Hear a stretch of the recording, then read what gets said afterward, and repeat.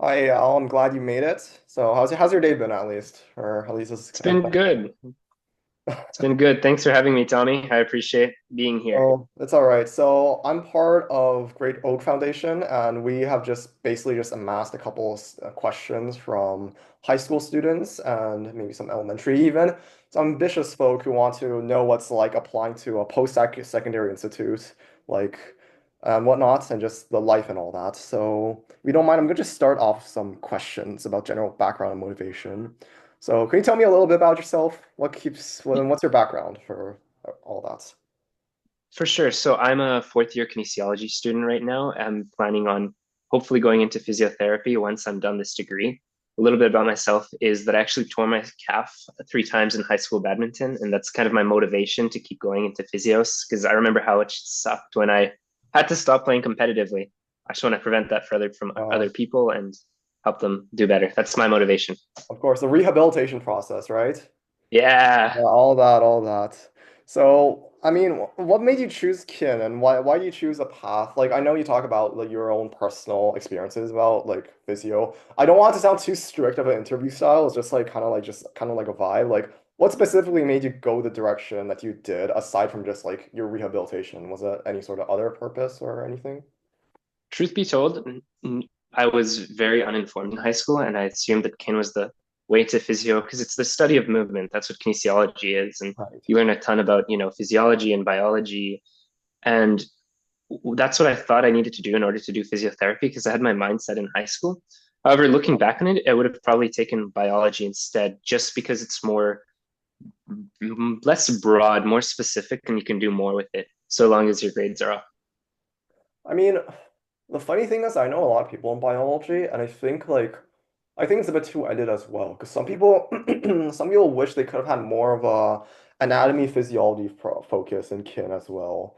But I think it does depend because kin, from my experience or from what I heard, at least at UBC, is I don't know. It's two different situations, I guess.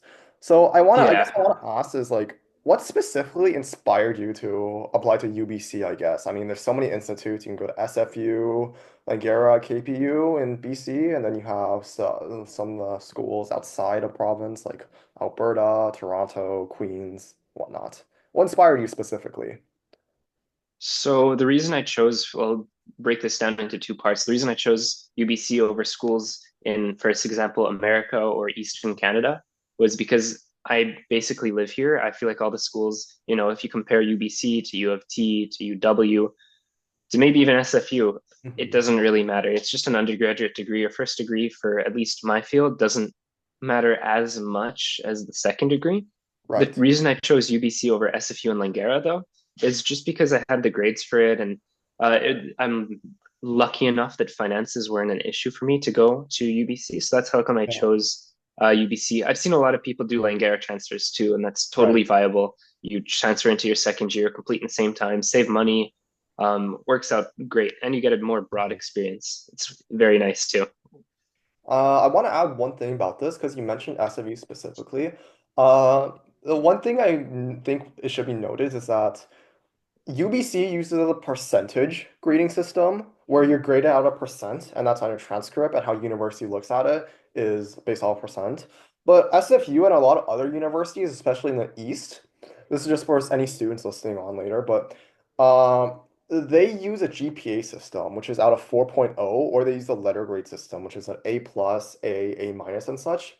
And the issue is like sometimes when you're converting this, it might be disadvantageous for certain individuals.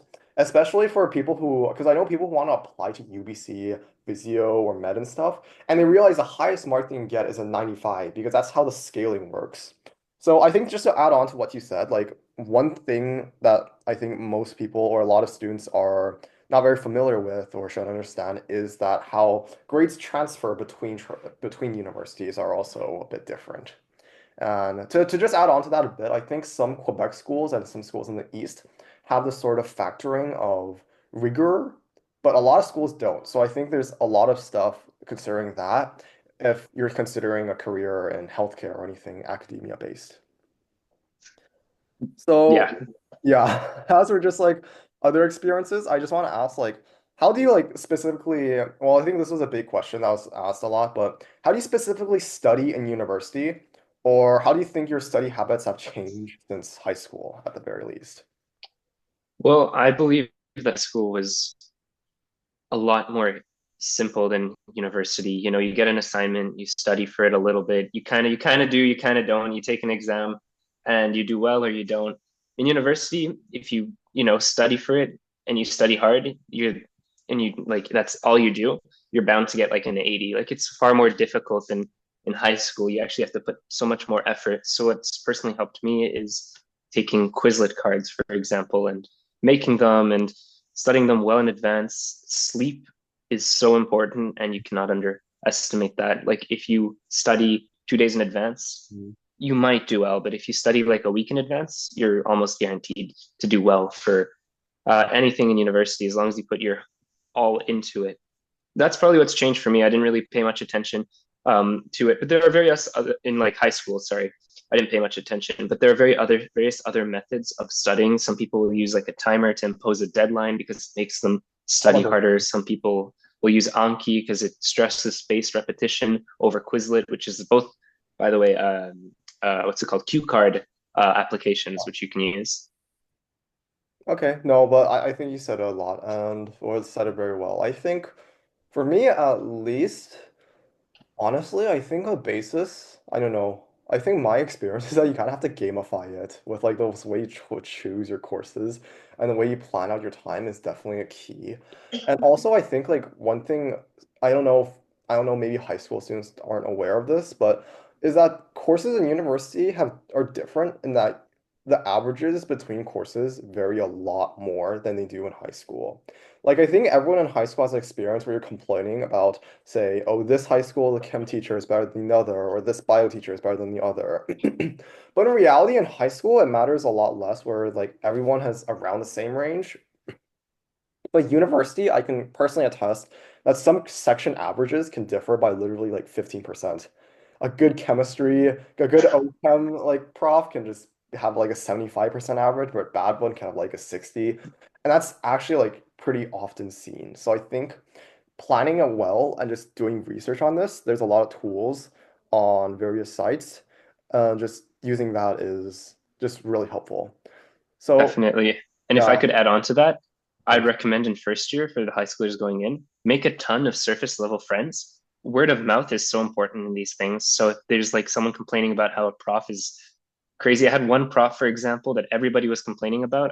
And for that reason didn't take his class. It turns out he underlines and bolds some parts of a multiple choice section. It's evil with like no significance behind them. So word of mouth is super important. Make some many Yeah. superficial like surface level friends that you can ask about these things in first year. That's my huge recommendation.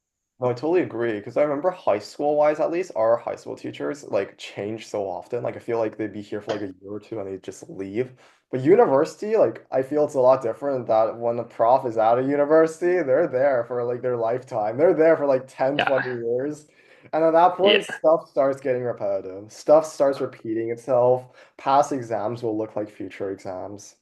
And yeah. Exactly. And 10 year is crazy. no, it is really crazy because I think like at least my personal experience is that I have like friends who took a course like 3 years ago, 4 years ago. They gave me their notes, they gave me tips on how to practice or study the final. The final turned out exactly as they said. Yeah. The course turned out exactly as they said, just like 3, 4 years, no difference at all. And you'll never see Yeah. that in high school, right?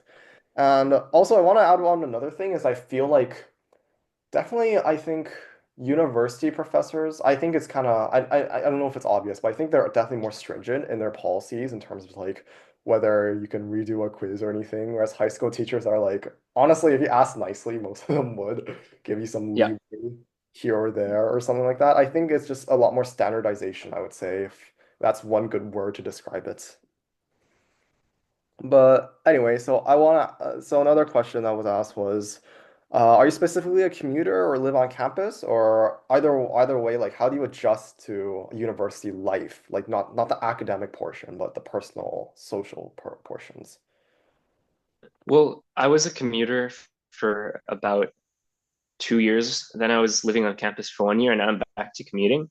How I adjust to life was kind of different in each stage. Commuter you gotta eat dirt, man. There's no way around it. Like an hour and a half commute. I live in Richmond, and my university is over in UBC in Vancouver. It's like an hour and a half commute. So Yeah. it is what it is. If you have an 8 a.m., try not to take 8 a.m.s. That's a big Definitely recommendation.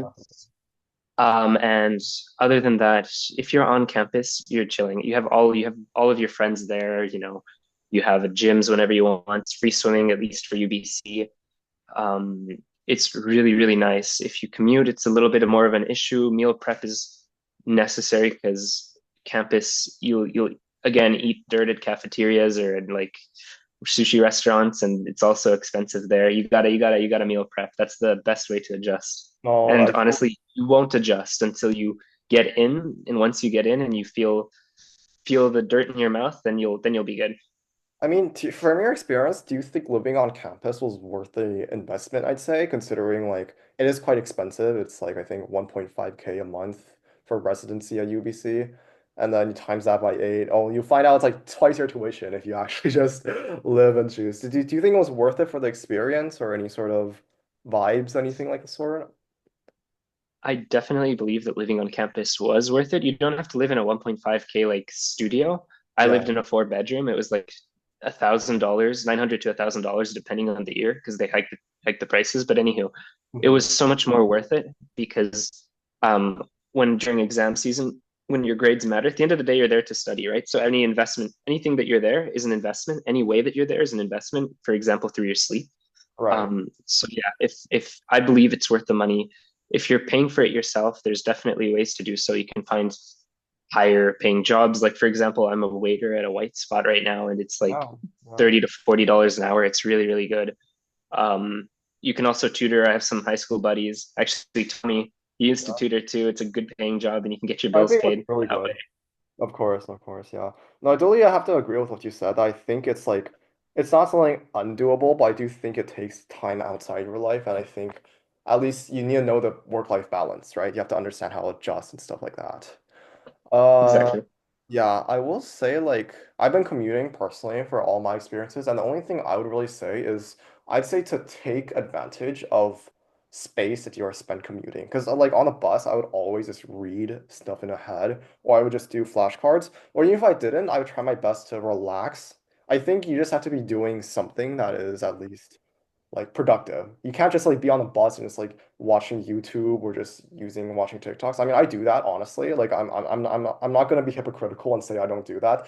But I will say that like I feel like if you want to optimize your time as a commuter, you're wasting around I think in the lower mainline you're gonna waste at least 3 hours, 2 to 3 hours commuting easily.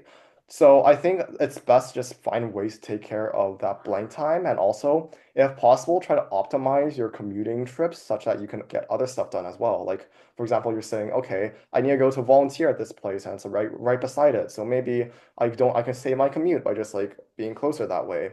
Like I know personally, because right now I'm actually volunteering for an organization called Anya, which is called Urban Native Youth Association, which is like basically mentoring indigenous youth in East Van, and I found that pretty nice because I don't want to say like I did it just for that, but I found the commute was okay because it was just a bus from UBC and it was pretty convenient. And then I think it was actually pretty convenient. My mentee lived very close to SkyTrain, so I think that was it didn't take that much time off like transportation, which is something that I feel is definitely key. And also, just to add on, I don't want to yap too much about this topic, but one thing I did find useful is just taking 1 or 2 days with like no classes or just super chill, like 1 or 2 classes that you can attend online. And then just using those days to kind of refresh yourself and just kind of restart. Because I do think like 5 days, like a week of just straight commuting and going to class is really tiring if you think about it. It's more tiring than a lot of jobs if you really consider like 9 to 5s anything, right? Yeah, no, it's tough. It's Yeah. tough. Online classes will be your savior. Oh no, I agree on that so much. Like, man. Anyway, so another question I was asked was, is it hard to make friends in university, or do you prefer like larger lectures or smaller lectures, or what's the difference? What's the distinction between it? I honestly believe that lectures won't make a difference too much. It's kind of what happens right before. I think, again, it's important to stress you're going to have to make your own group, like a close friend group. That's granted, chances are it'll happen. It happens for most people. Right. But the one recommendation I would really give people is network in first year, surface level networking. Mhm. And people, just smile, talk to people. People will like you more. They'll give you details on assignments. They'll give you details on like how a prof is and whether or not a class is worth taking. That's the best way to leverage to create and get an advantage over other people because word of mouth is so important in these things. In terms of making friends themselves, everybody gets into cliques, at least in my first year. And some of the time, for about 2 years, in my experience, for about 2 years, these click last, and then some drama happens, and then they break apart. So I guess people are constantly looking for friends after that point. But to be honest, first year's your first in. It's good to go and make friends there. If you don't worry. There'll be other opportunities to make friends. Most of my friends now, I can say confidently, are not people I spoke to in first year at all. Oh yeah, I was actually completely agree in that aspect. I think like let me think. Like first year I was in Science 1, which is a lot of a niche cohort. And I think the Science 1, I don't know how they are doing, the people there, but I think everyone, or at least like there's still like small cliques left and right. But I think most people have just gone that out of their system and just like lived on. It's kind of like that vibe. I don't know. I didn't really because my first year was online, so it wasn't that good of a connection, I'd say. I feel like after Science 1, I just moved into BioSoc, and then I just moved into another cohort now, I feel, with more like pre-med gunner people. There you go. I say, I don't know. I feel this is really difficult to say, but I'll be completely honest with you. And yeah, I'm just gonna say this interview is really chill. We're just here to yap for an hour. But like Nice. honestly, like what's that thing called? I think it's good to kind of separate it a little bit, understanding who's like real or whatnot, right? Because I know like some people, I know some people I talk to. This is just gonna be kind of like a confession or some shit. Like some people I talk to right now are like fucking. I want to say they're bastards. They're fucking like backstabbing pre-med vibes. But at the same time, it's like sometimes you gotta bite the bullet because they're able to, because at least they're able to help you in courses. Because the nice thing about pre-med is that they work like insane. They have insane work ethic in that aspect. And sometimes like they're able to review some applications. But I think honestly, it's just good to kind of separate yourself socially and understand like who's your like who are the people you want to be around and who you want to know in the future and stuff like that. I think it's just good to at least have it down in your heart and know what's up. Because I think at least what you mentioned about keeping surface level friends and stuff, this is I think one thing I learned in university as well is about cold messaging people. So I don't know if I could show you my email or anything, but like I've been like I don't know, ever since the last year I've been cold messaging random people very often. And yesterday I like or like last week I actually like cold messaged a couple med school students about the CNFS stream of Ottawa. Thankfully one person got back to me, gave me some good tips about some really confidence about like what the level of French they should expect is. So I think that was really good to know at least for myself and know like what goal I want to be. And I just think that high school students, when they enter university, they should never be afraid to cold message. You should be never be afraid to just shoot your shot, do whatever. Just always take it as a sort of learning perspective. It's okay to make mistakes. Everyone fucks up in a little bit, right? Whether it's in high school, university, or whatnot. And what you just gotta know, I feel, is just you have to understand, like, hey, you made the mistake, move on. Move on. Just keep on shooting your shot, and eventually one of them will stick. And then when that one sticks, you won the world. That's how I see it. Like, I think I shot like I basically messaged like some like med students on Reddit actually a couple times, and one is offering to like basically mentor me and basically go through my entire application. So that was really generous on him, and it means a lot to me because he's a very mature applicant. He doesn't have a very high GPA, so, or like relative to the admission standard. He even admitted it to me. So he has a lot of like enriched experiences, and that's like just really amazing because obviously you don't want some robot who just has like a 90 or 100 average that just like says like, oh, I just wrote some BS and got in because I'm smart. Like I was really appreciative of him, but I don't know, I'm getting a bit sidetracked, but my point is just never be afraid to just shoot your shot or anything. One anecdote I want to just add on before is when I applied for my directed studies like 2 years ago, I had to email like basically every prof in the biology faculty. That was like 50 to 60 profs. And only that, I got four emails back. Three of them were like saying, we don't have space or we have to wait. And then by waiting, it means basically like I wouldn't be able to do my direct studies. And only one of them let me in their lab. Did you get a So publication out of that? no, I didn't get a publication. It was a horrible experience. The freaking lab was terrible. I understand why no one, I understand why they're desperate to hire because that lab, um, I don't want to add too much, but academia, I'm really against it because my experience in the director studies was that it was very abusive in the sense that the prof was like, the prof, basically how it was is the hierarchy was like there's a prof, and then the prof has a bunch of PhD and master students. And basically, there's a role called a PI, which is basically a supervisor in academia terms. So the prof is a PI to those guys, but those guys are a PI to me. So like I was being like basically messaged, like the prof let me in his lab, but I was like basically commandeered by a postdoc fellow or something like that. And that person was I don't know, she was really mean. Like she gave me her number. I was like, no, she gave me her number. I was like, text me if you need anything, like just anything like really quick. So I don't have to email, right? Because emailing, like obviously no one checks that, but like texting. So what's really annoying was that there was a door that separated me and the lab from the building I was in, and like I need a key card to get in. But if I didn't have the key card, I need to walk like literally an entire loop, and that was like so fucking long. I need to take like an elevator down to like first floor and then another one up. So it was like really long of a trip. And then like so I just because I had her number and she's like text me if anything's chill. Every time I for a couple of weeks I was like, hi, can you open the door for me? And because her office is right beside the lab, it would literally take her like 5 seconds to just go there and tap. And for some reason, she got really mad on the third time, and she was like, "Just don't message me about stupid stuff like this. Just walk it." Bruh. I'm like, "Why would you?"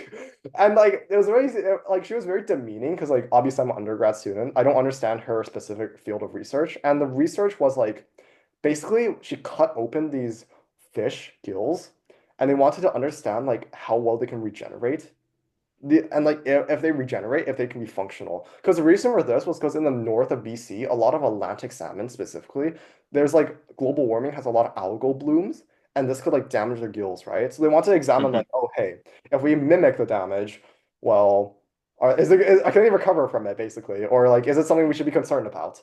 So that was a project, and I was like, bro, I have no idea what the hell a fish gill is made out of. Like I had no clue about it, and they were like really shocked or like really like they were really condescending about it. I don't understand why, because most of the times, like I think most of the time they understand, like most like they assume an undergrad is stupid and they don't know anything. So they kind of like walk you step by step by it. But so anyway, it made it sound really cool, and they were talking about how I was gonna like understand the resection rate and like calculate. They use a lot of fancy terminology. But my actual job, basically, how it worked was they got like the fish gills under a microscope and added a dye so we can see the colors of the gills and the cells. What my actual job was, I had to look at an image of a gill and I have to count how many dots there were on a screen. So I'm like, there are these many cells that are innervated. There are these many cells that aren't. And I'm like, what the hell, man? You're making me count dots on a screen. And I don't know if I should say this, but I actually have the data on me, but I don't know. It's probably published, so it's not that big of an issue. But the case was that basically I had to go through like for each one I had to look at 50, 100, like 150 and 200. So four different like nanometers or like different distances of Honegil. And then I had to look at that for like that. And there was like 10, 20. So basically my entire term, I basically spent like 6 hours a week just like counting that. It was the most boring stuff. I didn't get a pub out of it. I'm gonna stop ranting, but my point is like the point was like the PDF, the postdoc fellow, she was also kind of frustrated at like how I don't know. I feel like she was also kind of busy and stuff. But the prof was really funny because the prof would like instantly reply to any of her emails. But the prof taught like one course a week or like just three courses, like three lecture days, but like basically one course a week. And half the other time she would go to like freaking Europe for a year for like a freaking research conference. But God knows what he's doing in Europe. Like he's going to Yeah, the Swiss. I'm probably sure Europeans. I don't know. He seems really sus. It's like I feel like he's like I don't know. I don't think he's very productive. The nice thing is, well, we would always have like weekly meetings, and there's like free food, and you kind of chill with other people. Right. Well, at It's least not that's like most stressful. of academia. I've heard similar Uh, situations. Any point being, Shoot your shot. You probably got a good resume thing out of that, I didn't right? get, I don't know. I didn't get anything out of it, if I'm not gonna lie. But I think it was like good for me to know at least to like not go to academia. I don't regret like just staying 3 terms, just wasting my time. Oh, but I will say, this is the funniest thing that happened. So one of the research, like one of the lab, like we had a research meeting, and there was like this like speaker, this like I think it was like this like lady who came in who talked about like global warming or something. And then like this is something really random. So we invited her to our circle, like a research circle, to like say hi and network and stuff.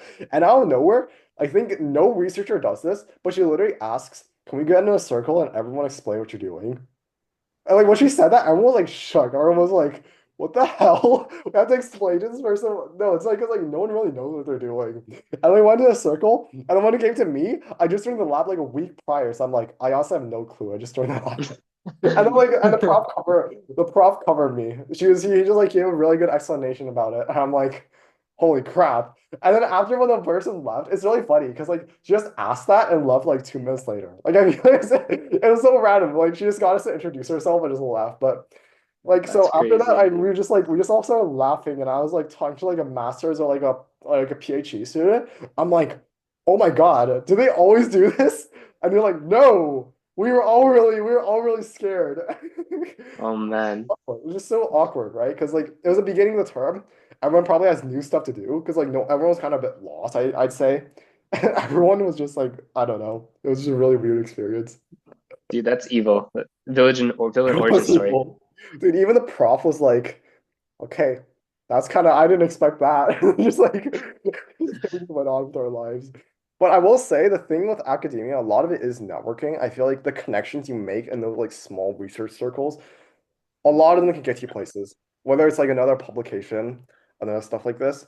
One example I want to share is I actually have a prof I took a course with last term. He was a really insane prof, but so he has like this online resume thing, or like not a resume, but a CV cover letter or CV, and you can see all the research he's published. On average, he's like 60 right now, but he has like over like 200 publications or something like insane. So I did the math. It's like this guy had to like publish like 4 times a year. And That's that's like an crazy. insane amount to be like in these. And then like I looked at it, I'm like, you know what? He probably has connections.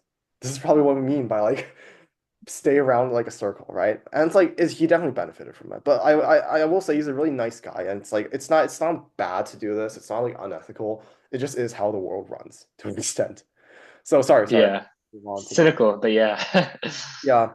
So another person asked, like, how would you like get a high GPA or maintain a good average, for anything of the sort? Oh, there's so many ways. You could be the teacher's pet. You could actually study and do it and like do the course content. You could, I don't know, BS your way through. A lot of people, the biggest thing that helped me get a good GPA, where I mean, I have a really good GPA right now, is choosing courses. Like, go to Rate My Prof, get word of mouth, get people to tell you what the courses are about, and take whatever gets you to where you need to go. For example, if you want to take a second degree and you know your GPA is going to be high, take high GPA courses, like high GPA courses that have been had like high GPA in the past, and then get where you need to go. If you don't need a high GPA, take courses for interest. Like, but if you can work your ass off if you want a high GPA. I have so many friends that took hard classes with class averages of like 60, and I'm looking at it and I'm like, why would you ever do this if you want to, get a second degree? Because they Yeah. want a second degree and they probably won't get a second degree, right? And I'm taking classes with class averages of 80s to 90s, and I'm getting around there too, right? So probably mid to high like 90s because that's all that there is. Like there's a lot of those classes in my faculty, and I'll be able to get into whatever I need to get into. So that's what I recommend for other people to do. Look into the class. If it's going to be a hard mandatory class, study your ass off, go to office hours. But if you can avoid taking those classes, take the high GPA classes Mhm. because if you want a second degree, you need them. If you want to get into med law or anything like that, go take those courses, man. Don't mess around. Have your goal in sights. No, I completely agree because I know like a lot of people who, yeah, I feel like a lot of people don't plan out very well in terms of the course of how they want to take courses in university. I guess this isn't something too affiliated with high school kids because high school kids are already like they already like want to think about maintain a high GPA or high average for their high school programs or like university programs. So I think for them at least, like I think maintaining a high GPA in university, a lot of it is about scheduling, and also, as you said, don't take hard courses if you don't need to. Try to avoid these things. I'd say you can take them over summer, or maybe see like online alternatives, and just all sorts of you. There's always a lot of stuff you can ask your department about. That's something I would recommend because their department wants you to succeed. They don't want to graduate kids who are failing. That's not what they want, right? So it's always like kind of in their interest as well. But I will say for any, I don't know, this is a bit of a tangent, but for any high school students who want to maintain a high GPA in high school, what worked really well for me was that I used to go to like the Richmond Public Library or just any public library.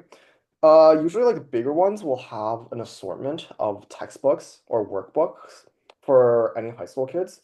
And every summer, I was just a nerd. I would geek out. I just like randomly like spend 2 months of my time, and I would just do like pretty much every question, like the grade 11 and 12, chem, phys, bio. Bio is harder to do, but like all the chem, phys, math ones, and then just grind it all out. So once you're like in school, you can study a lot less. You can just like have a surface level understanding of it. You just need to practice work or like questions. To be honest, like once you actually understand the big concepts, you don't really have to go to class in high school. Of course, I still went because like I feel like being a teacher's pet in high school is really beneficial. You Yeah. get a lot of free answers and stuff out of it. But at the same time, I feel like just if you want to study, just my idea is just to start as early as possible and get drilled in and just learn from every mistake that you make from your practice questions. Another thing I want to add, I feel this is just about general studying, is that I learned a lot to just never save any practice problems. Because I used to have the habit of saying, okay, I'm going to save these questions that are hard for last and stuff like that. But nowadays I realize there's so many resources, or like a lot of resources at least, to the point where you should like use your practice problems as well as you can, and then just learn upon them even more, redo them even. That's what I would actually recommend for a lot of students in general, not in whatnot. I feel like that's helped me at least. So, we said a lot about choosing courses, so I'm gonna skip that question. But one student asked, how do you stay organized and manage your time effectively, whether it was in high school or university? Because obviously there's a lot of stuff regarding, what's it called? There's a lot of stuff regarding, sorry, I'm trying to think of what it's called, extracurriculars and such like that, right? Mhm. So yeah, the question is how to stay organized in relation to having, okay, gotcha. Yeah, So how to for manage your time school, effectively in general, just between school and personal life or whatever, right? well, like we said earlier, I think online classes are a big help in that. That way you don't have to go much to campus. But in general, like try and plan for at least a day off. Like I right now have scheduled it that all my classes are on Tuesday, Thursday, and Friday. I don't have classes on Monday and Wednesday. So those are my days off to study and get ahead. That's a way that I manage my time effectively. Additionally, what I found in undergraduate, you can't really be too picky with the volunteer and the research stuff you get into or you don't get into. So when you get into one, so long as it's not coinciding with the class or you can't make it there, you take it and move your classes around to essentially move around that because you can't be too picky. It's too competitive. Everyone's around the same skill set, same skill level. You know, that's just how it is. That's what I recommend. And for exams that come up, some people, everyone is different in this case. I know some people that study a month in advance. I know some people that study 2 days in advance and that come out with the same grade. It really doesn't matter too much. Just find something that works for you, experiment in first year. That's all that first year is really about. Not many people factor in many parts into of first year into like, post grad decisions, maybe certain classes, but experiment with study methods in first year. And then once you have a good study method that works for you, use it. I see. So you're saying like just like try to use any sort of study method that specifically works for you and all that, or sorry, I'm just kind of trying to repeat what you said. No, you got it. That's basically what I've said. Like find what works for you and put emphasis on finding what works for you. Take a day off, take online classes. Don't be picky with research or with what's it called? Volunteer experiences. That's the summary of it. Don't be picky with research or volunteer. Yeah, you can. At least in my faculty, it's very rare that you'll find research. We're not a big faculty in Kin. We have like all of maybe 10, 15, 20 profs, you know? Oh, Like I how see. many profs? Yeah, No, that makes a lot of sense actually, because I feel like at least my point of view was I think yes and no to that my own experience because I realized research is not limited to only biology or chem or even life science. If you find any interesting research in the arts or any re interesting research in engineering or anything, there's a lot of opportunities to be taken there. Although applying to those might be a bit tricky if you're not in those faculties, because faculties obviously bias their own a little bit. Why I mentioned by this is because I realize there's a lot of people who do arts research as they are in science majors, or they do research for business stuff, and they're still able to get published decently well with the DOI, like DOI links and stuff, and get a couple pubs that way. If you want to gamify it, that's one way of doing it, I realize, because art stuff is really easy to publish, especially psych. Like, one thing I will say. Uh, a lot of people don't notice this, but when you're in the Faculty of Science or kin, you're very well connected to healthcare places, and a lot of healthcare places publish like crazy. I know a friend who was in some like women's health research lab, and he got four pubs in a year, or like four. that's crazy. Yeah, he was like, I think that was like second or third author for a couple of them. So he definitely got a lot out of that experience. But I don't know. I think like there's a lot to be said, right? I think I think again you should yeah. But I guess what you're saying like one thing I will really agree with is if you find a really good research position or find something like you really like think is good, don't listen to what other people say. And I think it's best is just you hold on to that. Like count your blessings. That's what I would say, right? Yeah, yeah, Uh, yeah. Another good thing to Matt, to maybe if we're on the topic of, pubs or stuff that's good for essentially you to do volunteer and publication wise, I'd also add try and find stuff in diverse fields different to what you know. For example, Tommy said today that he was going to go and hand out sandwiches to people who are homeless, right? That's so yeah. that's he's already helping out a community that's marginalized in that sense. I'm part of the UBC Jain Student Association, which is a subsect of a religion in India.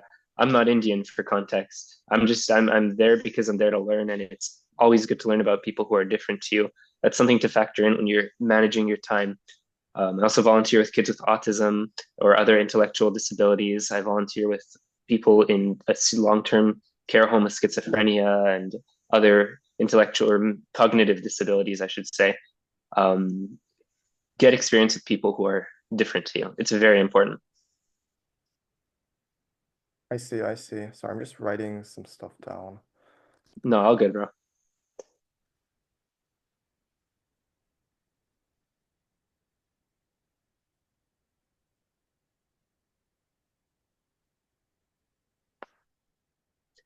But yeah, maybe I'll elaborate as you write. Let me know when you're done. No, no, no. Sorry, I'm done writing. If you want to elaborate, it's okay. Oh, you're good. Oh, okay. Basically, all I'm saying is let's say I was going to say was it's important because the reason it's important is because university is about exploration and understanding other people other than yourself. I feel like when you're in high school, you're bunched into this community.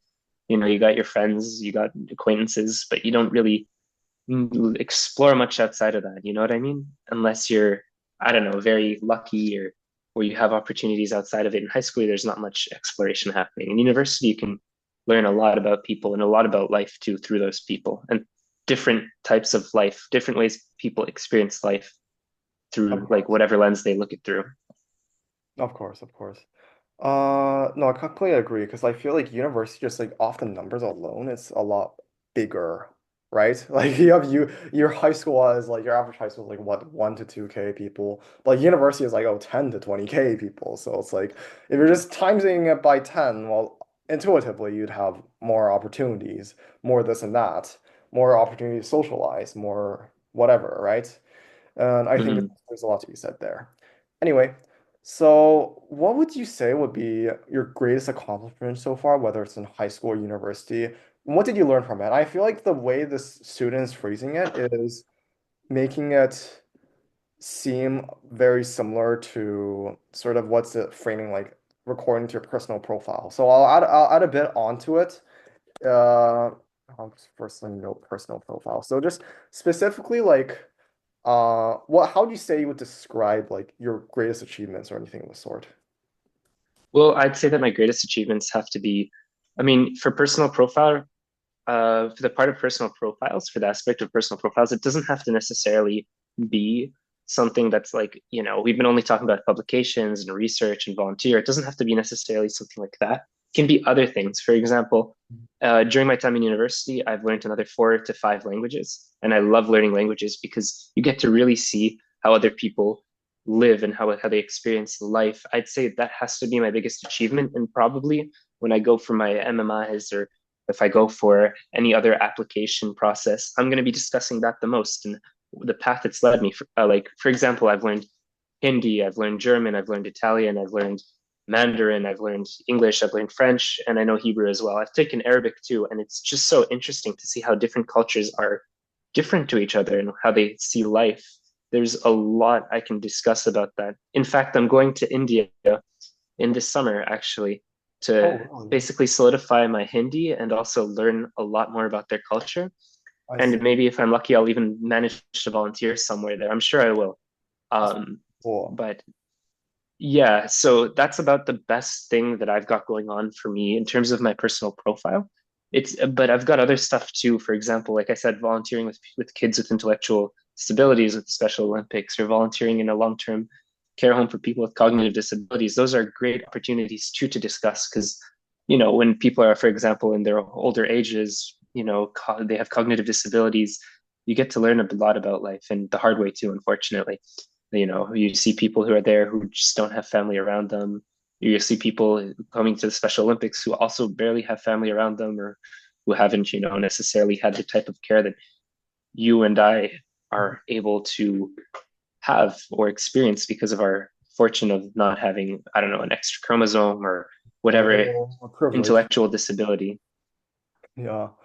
I completely agree. And I want to say, like, at least for my own idea of greatest accomplishments, I'd say is like, I don't know, I think I've grown a lot more as an individual through my experiences in high school and university of just understanding how to communicate better with people and stuff like that. But to be more broad and more specific, I'd say about like something that's more definable, I guess, is that I think for myself, my greatest accomplishment, I'm I got I don't know. I don't want to limit myself to academics, but I got a scholarship last term, which was really cool. It was called the basically it was like some sort of memorial for like Chinese students or something of the sort. And it was based on academics. So on paper, I'm like the highest, greatest academic Chinese student on UBC. But it's kind of a joke because I feel like no one, okay, I was able to apply for it because I think no one knew about it, but it was a very niche UBC scholarship online. I only know like one other people applying for it. And I don't know. I guess I suddenly got it somehow. But I think it just accomplishments, I feel, okay, this is gonna go a little bit off topic, but more in the sense that if when you're applying to stuff, I feel I think it's difficult, and I don't think you should bottleneck your accomplishments to simply just a role in an organization or what you did specifically. But I think a lot of universities even are leaning more towards experiences that you had. Like for UBC, I know for themselves, for med applications, I know a lot of people who applied who literally wrote stuff like, I helped out around the house. I had a little brother that I took care of, or I had a little sibling that I took care of, or I was active within my community. I helped people in my community do this and that. So I think that was really cool. I think that's really cool because like now it's like saying that you can be honest and say that you can contribute to stuff other than that, and also what you learn from that is what they care for 1,000 times more than what you just listed. Because these days I feel a lot of universities, especially for high schoolers, you guys all high schoolers have the same stuff on their personal profile. It's some sort of music thing. They did like some sort of instrument outside of school, some sort of sport usually a volunteering one thing or two. And the volunteering stuff is funny because it's always the same stuff like, oh, I gave care packages to downtown East Side homeless in BC. I did this or that. It's just or something like the sort, and then it's like working out or something. It's always like something like dieting or something food related, I feel. It's like when at the time when you have to, I think one thing that people need to realize is, or at least a lot of people th should think about is when you're in the academic or you're in a missions committee and you're reading 10,000, tens of thousands of these like things, everyone just writing all the same. To be honest, and they're all probably written the same because everyone uses ChatGPT these days. But once it's that way, you gotta like think of ways of how to explaining it in a very concrete and genuine manner and having these interesting, unique experiences that kind of separate yourself from other people. And I think that's what people actually like. That's where some people like get the most advantage out of it, right? That's how I see it, at least. Yeah. The theme of who you are should be present in your writing. That's how I believe it. If it Of should course. tell a story about yourself. Of course. Yeah, even though because I think UBC specifically, like for med school, they say that they want to hear your numbers and raw how it is. Like they don't want to hear too much about your theme, but rather they want to hear like what you specifically did. But I think even then, their main motive for doing that is to just kind of clear out some of the fluff.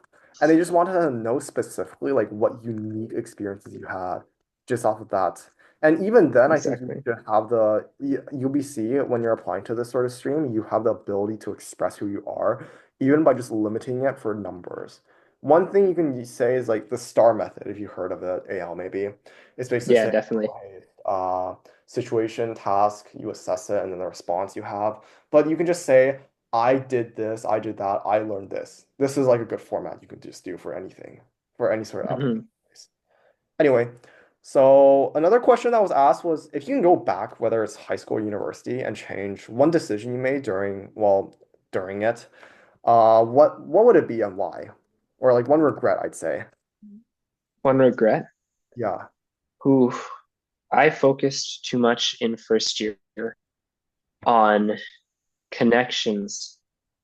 yeah, And this might seem as like a contradictory statement to what I was saying earlier. However, this is why I was focused too much on making like deep connections with people. And, when you spread yourself out too thin in terms of your time management, bad things are going to happen. So, again, I think it's great that I have a bunch of deeper connections with people, or I had in first year.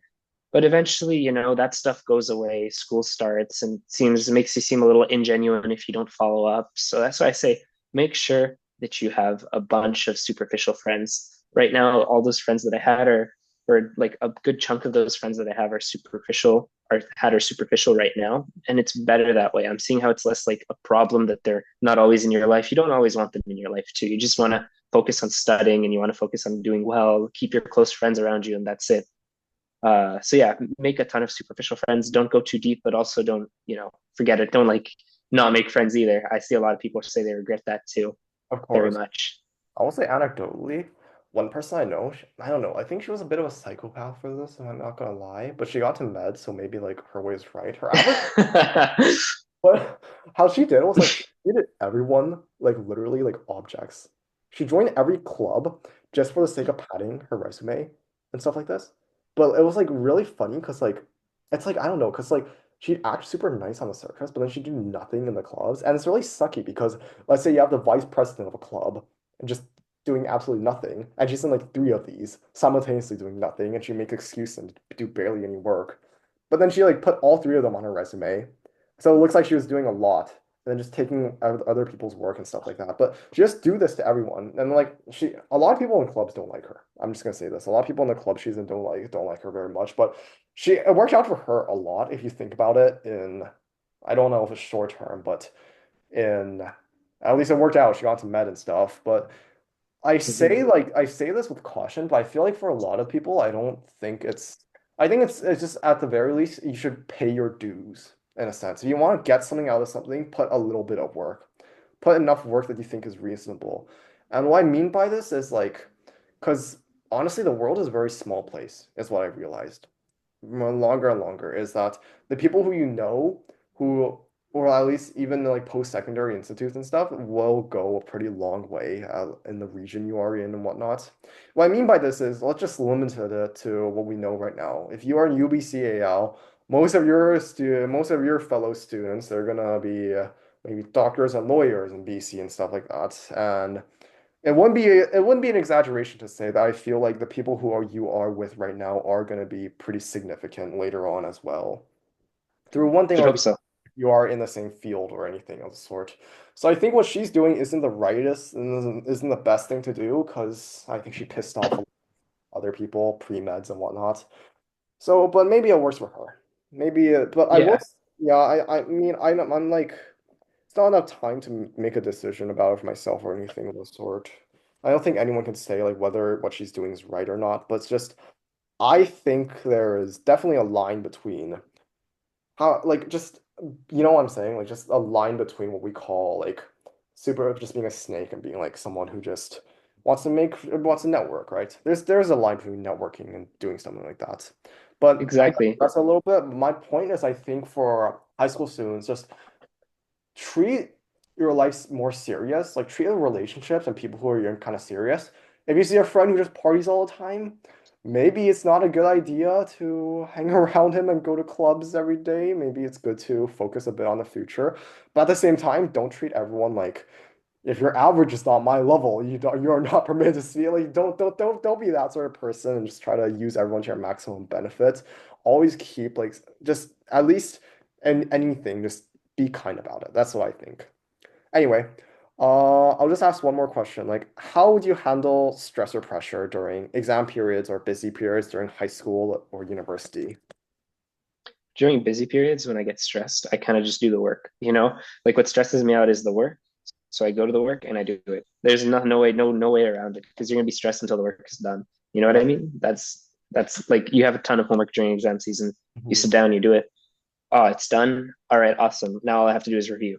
One thing off the list, you know? Get your things off your list, get your list completed, and you'll be fine. Yeah. So, I okay, know most people work like that too that I know. So yeah. that's a really diligent work mindset. So you're saying just work it off?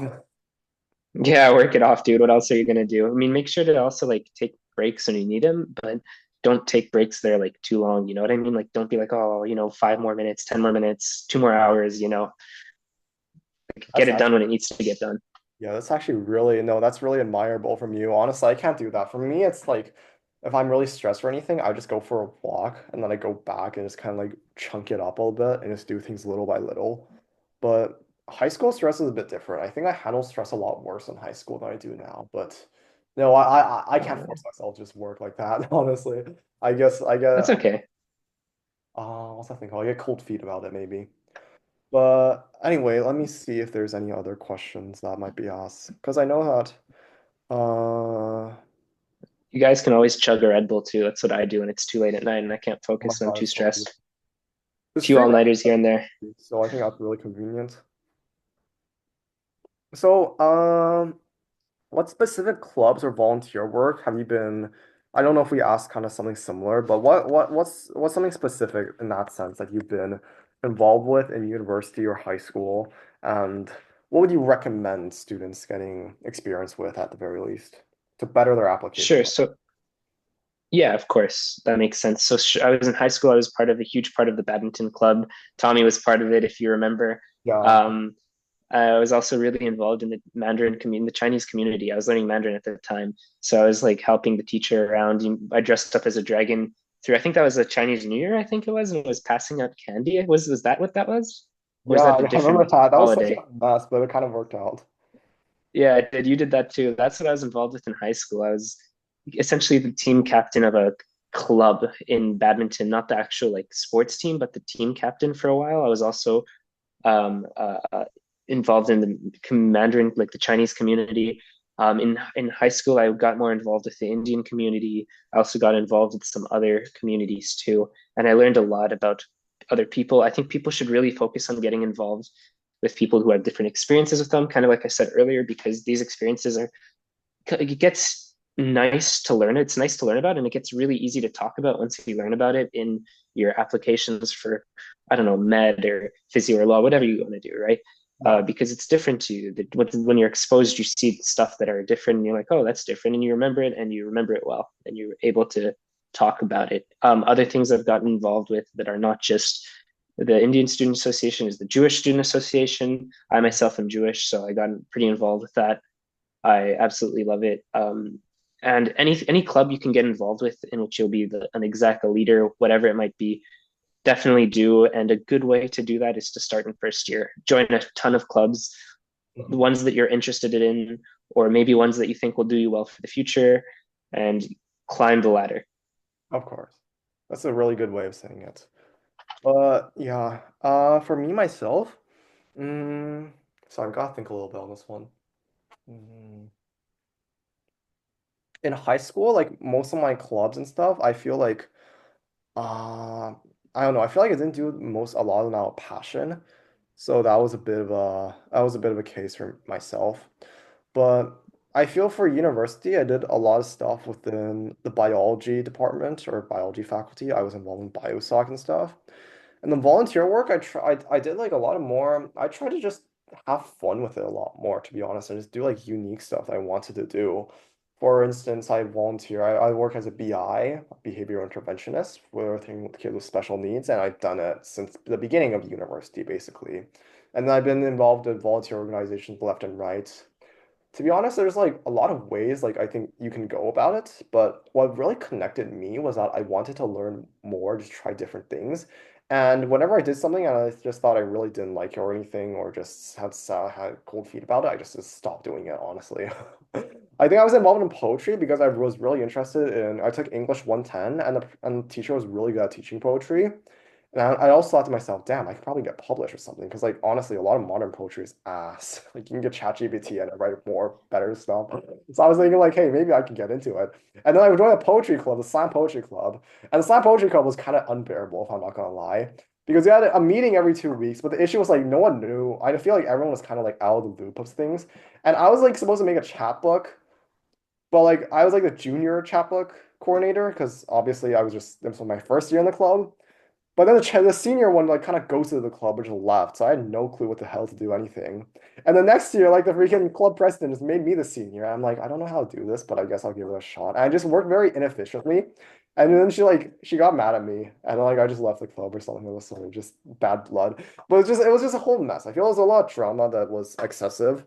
But my point was like I feel like just try different things. I still do poetry a little bit, just like have a little blog and stuff like that, and just like keep up to date with it. I feel it is kind of interesting, but I think it is definitely cool to just have your passions of a sort of this. And that's something I feel maybe in university you can invest more of your time in. Definitely. And also, what's it called? There's something, what's something I was gonna say? I was gonna mention. Okay, I forgot about it. Maybe it wasn't important. Oh, I will say there's a lot less drama, I feel. Well, more and less, I'd say, in university. Like it's not like silly high school stuff where it's like you get into drama, you have to see everyone every day or something. In university, it's like you get drama, Yeah, you get mad at someone, it's like, oh, you never have to talk to this person for the rest of your life. exactly. And it also depends on which crowd you hang out. If you like go clubbing, you're like with a club that goes the gang that goes clubbing every day, or you're with the gang Yeah. that drinks every day. There's drama, you might lose a friend group, okay, whatever. I mean, it's still a shame, but if you're with the academics, like people who study a lot, I feel like the drama is a little less, you get angry at them, there's not gonna be bad blood. You just Right, either keep yeah. going being friends with them or you get over it or you won't. It's like whatever, right? It's not a big deal anyway in university. Yeah, to add on, I think one thing about just university and stuff is just like uh you kind of live you kind of just like you just kind of let things go sometimes, right? It's not that Exactly. much like you don't think that much about it. But yeah. Anyway, I think this concludes our talk. I think we're kind of on the hour mark and stuff. So, yeah, Cool. I guess, Awesome. Thanks for having me. oh no, no, have a good one. All right. You too, sir. Yeah, bye.